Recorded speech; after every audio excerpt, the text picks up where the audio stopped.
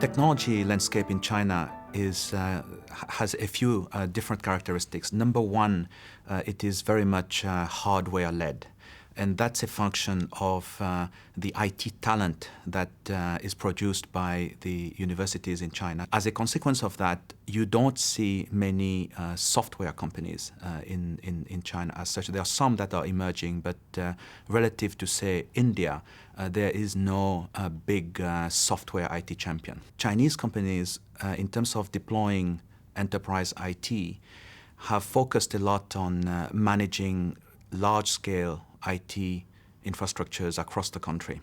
The key shortcoming in China is there's been so few opportunities for technologists in major Chinese enterprises that the great innovators in Chinese technology have been working in startups, creating their own businesses, and there's an enormous technology talent being successful in private enterprise, in internet-based businesses today in China.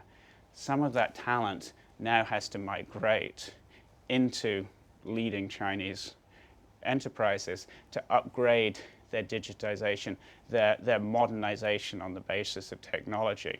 The chief technology officer, chief information officer in Chinese organizations is going to come to play a much, much more significant role, because the next wave of productivity growth is going to be around creating the digital enterprise in China. Creating the digital enterprise that leverages all of the innovations that we're seeing in banks around the world, in telcos around the world, in manufacturing companies around the world, to take advantage of big data, to reinvent your operating processes to be more efficient. As a result of the high penetration of mobile and a very engaged digi-savvy consumer group, there are a lot of people on social media in China.